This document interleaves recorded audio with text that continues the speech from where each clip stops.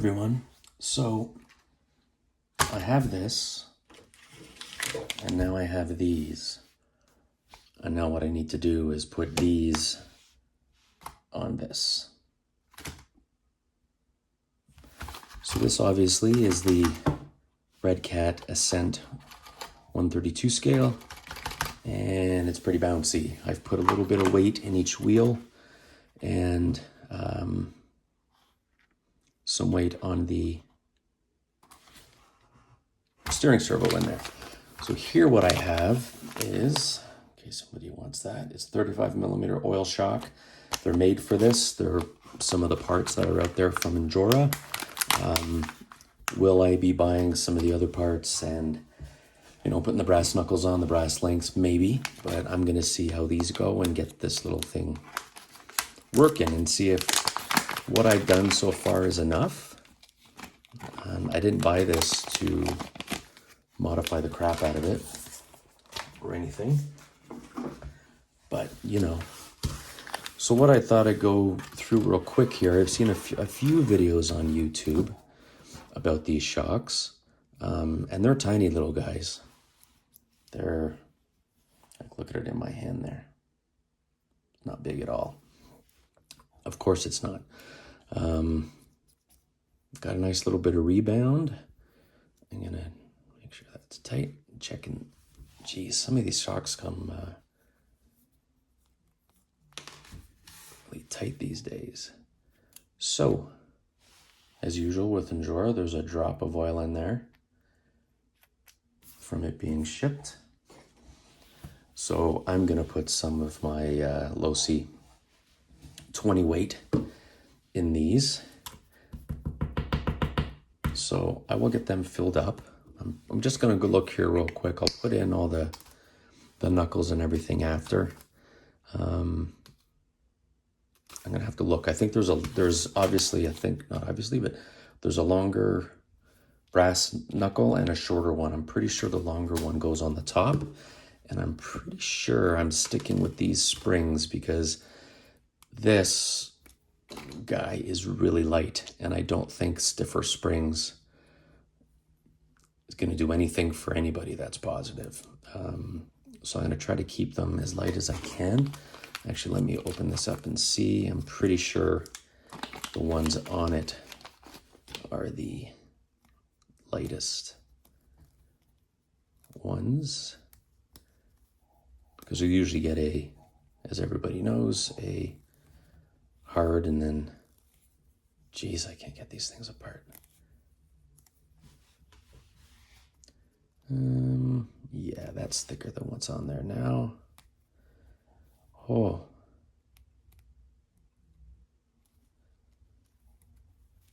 I could never work in a spring factory taking springs apart. It would take forever, man. Yeah, those are a little harder. Oh, I think okay. They only give you 2 sets. Usually you get 3. So I'm not going to take these apart because these are harder springs than what is currently on here. So I'm going to put them off to the side. And let's see how much oil these things take. I'm going to assume 2 drops. You know what? I used this oil the other day and I didn't clean off the bottle, so it's dripping out the bottom on me. Okay. So 2 drops. Let me just bring the spring up. Right to the top. No air bubbles, perfect. I think these have a little hole on them. Keep that on. I'm gonna back the tension all the way off. Oh boy, these things are falling apart on me.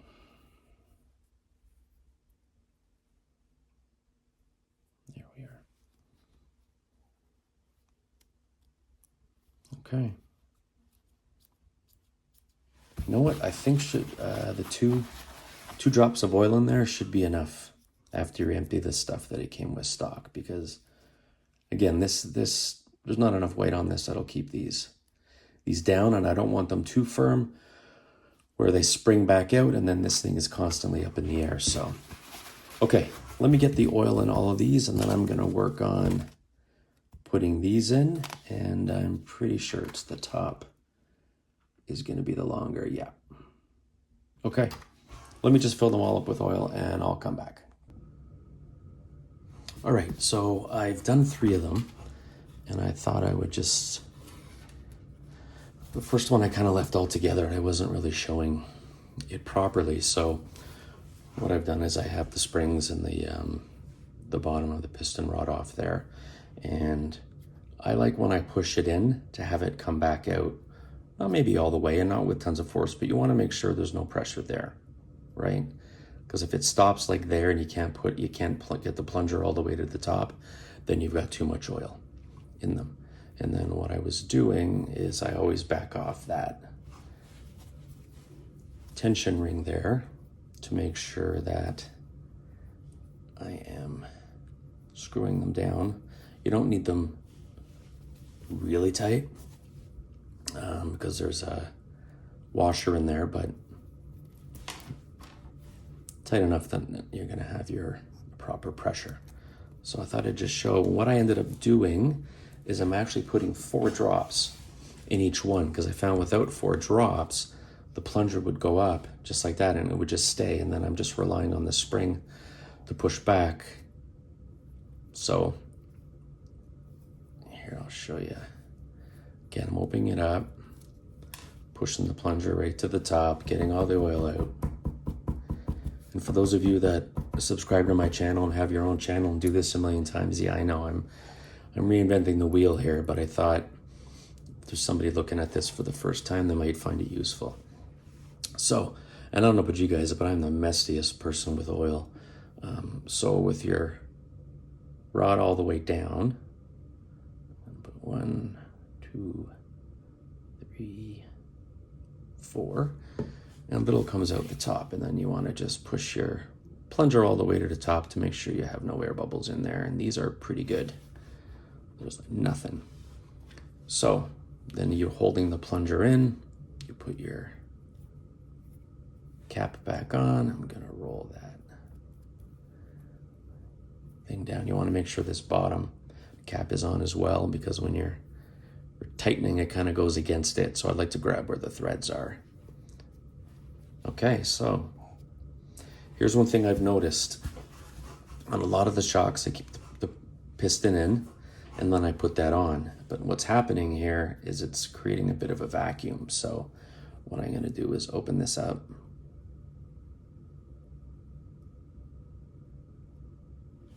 Stupid ring keeps coming up. Come on down. And I'm gonna pull the shaft all the way down.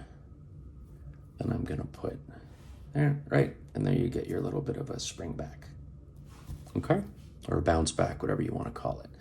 And then I just make sure each of them are tight. I'm gonna do these little rings back up. If it needs a little more tension, I can always drop those down a bit. Right? And okay. So they're done. A little oily. What happens?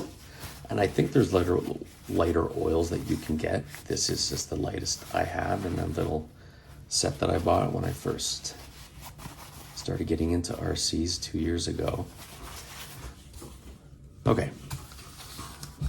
So here's the next step. You're going to take your knuckles, and just for those of you who don't want to, well, you're going to be looking it up if you're watching this video, but I'm pretty sure, because I put the majority of the shocks I've put on that have this type of knuckle. Some cars will actually have a spacer for the top.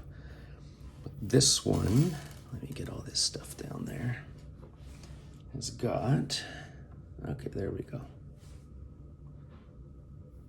Okay, can you see the two links on the knuckle?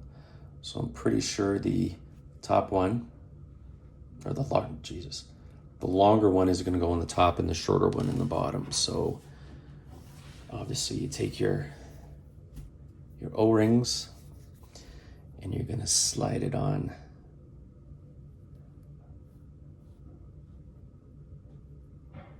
this end out here. I'm going to push that through. Now what you can actually do too, because I kind of did this the hard way, do it the opposite of what I just showed you. It's much easier to get the rings on. So for the bottom, we'll take a shorter one.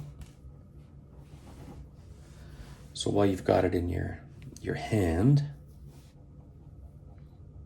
you can put the one on there, slide that down so it's like that.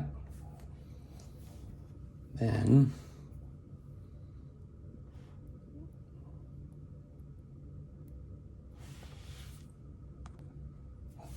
okay, so we're going to do the bottom one. And again, you put the O-ring on the end where your screw is going to go in. So your screws are going in this way, with the longer parts of the knuckle that way. So get this guy on here. It actually snaps in, so you might not need these O-rings, but they send you a bunch and I'm going to put them on anyway. Okay, so there's that. I'm going to put the spring back on the little bottom. There we go. Got a nice little bouncy shot there. Okay, let me do the 3 others and then we'll work on getting them onto the car. All right, so these are all together and I tried them all again. They're all working pretty fine. There's one that no matter what I do with the oil, it feels a little stiffer than the others. So, okay, but there you go. So you got everything on it. You got your longer knuckle at the top, shorter one on the bottom. You've got 2 different types of screws, little bolts. You can see one's longer than the other. So you're gonna need 4 of each. And then they've got little nuts here. So I'm gonna assume, we need to put these on the other side. So we'll see what happens. I gotta take out this one first, because this doesn't have the little nuts, so on the stock shocks. Okay, so body off. And let me get my guys here. I'm gonna take my wheels off that I should have done before, so I apologize. I have to sit here watching this, but you could be watching worse, I guess. Okay, so I'm hoping this is gonna help this thing because it is as bouncy as you want to. Look up the word bouncy. You should have a picture of this in the dictionary, because this is one bouncy little rig, and rightfully so. It weighs next to nothing, and it's got pretty. I know when I did my unboxing on this thing, I was putting some of the solder on the inside the wheels. I was saying that these shocks are pretty good. They're not too, but when you factor in the weight of this thing and then feel the shocks, they're pretty stiff for this little guy. So, okay. So I see. Okay, so that's what I thought. So at the top, you need those. If you looked at that's just from a weight I had in the back. That doesn't make any sense to have in the back of this. You need the weight in the front. Got it out of there. Right, so if you look right there, you can see the little bolt, or the nut that's on the bolt for the top on both the front and the back. So, all right. be, I'm assuming, no, it's not one, it's going to be 1.5. Oh. Oh. Okay, and I misplaced my needle nose. So give me a sec. All right. So I'm gonna grab that tiny nut. And this is a 1.27 hex. So it's gonna come off. I'm gonna leave everything in the shocks. And I probably don't have to have you sit here while I take all this crap off, but I'll just show you the two I'm doing at the back here. Obviously they come out, and then the bottom, you don't need a nut because it threads into the plastic piece that comes out on the axle. So that'll just come right out, and then you just have to make sure once it's out that this link goes back in the middle of those two. All right, okay, let me get these all off. Actually, I lied. I'm gonna put one of these back on, the new ones. So the top is gonna take your shorter. Now, you've got a bunch of different positions on there. I think to keep it the same height as the front, I'm gonna be putting it, so the front, I moved back one on the stock ones already. And this one, yeah, it was at the top one there. So I think I'm gonna move it. I think I have to go over and down to get it where I need it to be. And now is that lovely part. So what I do is I pick up one of these tiny little nuts. Get your, is this a 1.5 or 1.27? Let me check.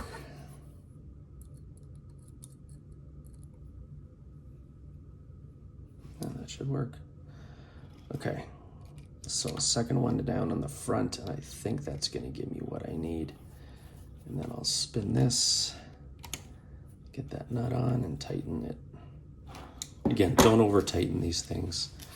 All right, and then you take your longer, I'll make sure I got all the right ones here.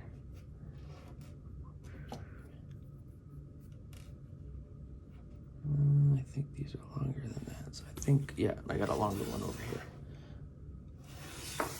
Okay, then you can take your longer little screw, butt, nut, bolt, whatever you want to call it. You're gonna pass it through the bottom of the shock. And then you need to line up this link. Of course, it's sticking on me. So we need to go through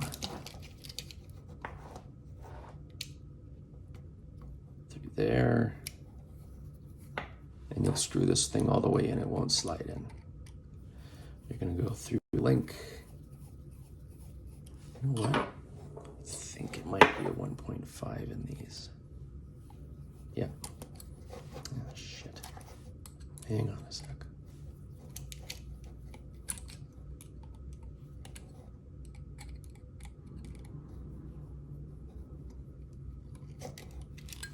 Am I right? Hang on here.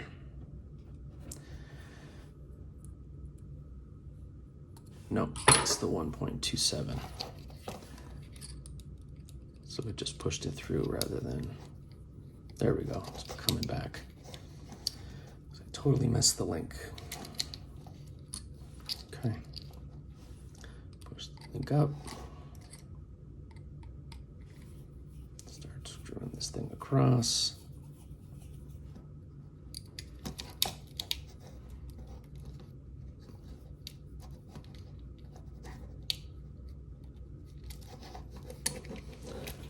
I gotta tell you, this is so much easier when the camera's not running. There we go. Okay, and you'll see it going through now, and you'll see it come out just before the pumpkin on there on the differential. Holy moly.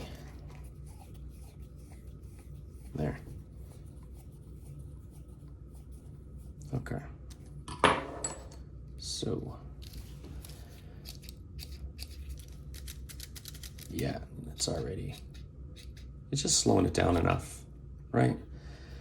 And I think height-wise we're good. I'll check it out after. Okay, let me get all the other shocks on so I don't bore the crap out of you guys, and I'll be back. All right, so the old shocks are off. You get these shitty little, they're not even metal, they're almost like I think they're supposed to be metal, but they're some of the cheapest metal, or maybe it's plastic, that are the stock little nuts that go on here. I'd already replaced them, but the ones that come with the Endura shocks, you're definitely going to need them for the tops. And I do have to say, I have a lot of different sizes as far as RCs go. This guy makes the 124 scales seem big, because I think while trying to get this bolt or screw here through the bottom, through the links, I channeled my inner RC dungeon, and I was on the verge of raging. Anyways, you need to play some hand gymnastics to get these things on. Okay, and these wheels do have a tread direction. So it'll, if you can see it, it'll kind of point down. So you want that going forward. And I'll try to put one of these on with you guys on, because I've seen so many people do this, and how they do it with these, I do not know. But regardless, I'm gonna need one of these. Okay. And if you did want to swap some of these wheels out, like I said, for the one I just had over there off the wall, you just have to get some converters. So you can convert this. It's got the 5. Actually, hang on a second. Might just have to get some. Like, these don't feel like they're on there with a pin. They feel like they are on there. It won't come off. So if you just get a 5mm to 7mm adapter, you should be fine. All right.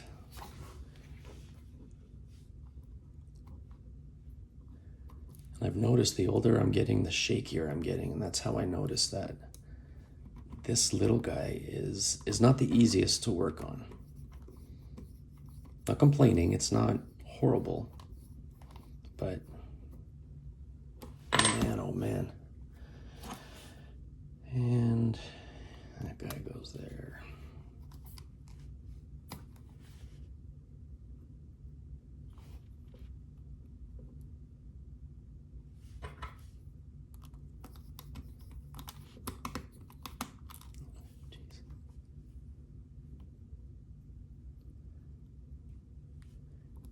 Yeah, these are definitely not the easiest to work on.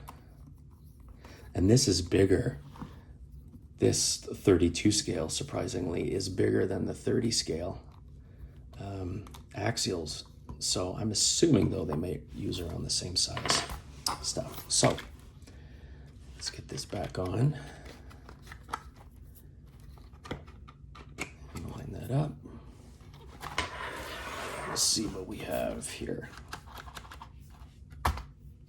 There we go. That's a nice plant. And it's got a bit of bounce there. I'm wondering, though, it actually looks, you know what? These rear shocks need to go back to the original spot I had them, because for some reason with the body on, it makes this a little higher. So not that I want to play around with these little pain in the ass screws and bolts any more than I am. But I just noticed with the body on and everything, I don't know why. And I looked at the little side plate there. Come on.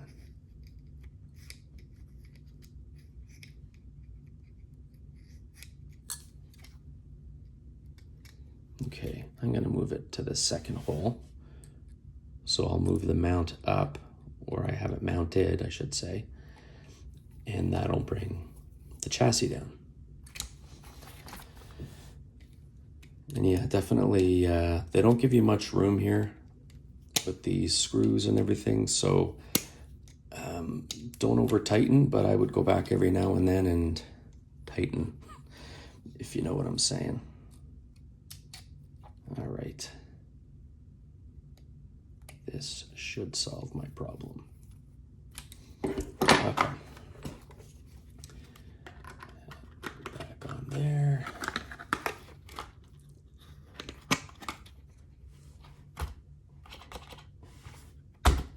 Okay, and it is actually, yep, that's pretty straight if I brought it down.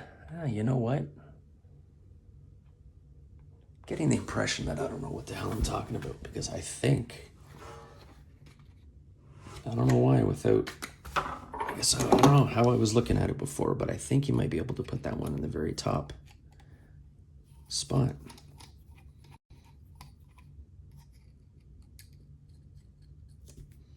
Come on.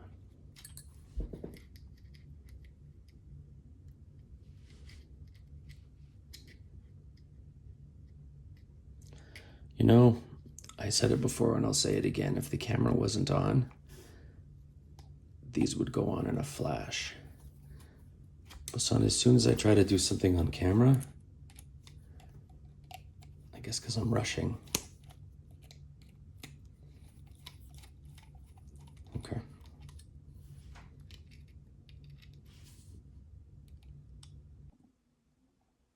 Okay, so here we are.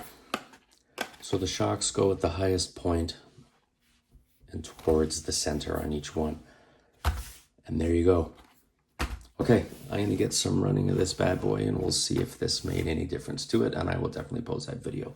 Thanks for watching. Like, subscribe, share, comment, all that stuff, and let's be kind to each other. See ya.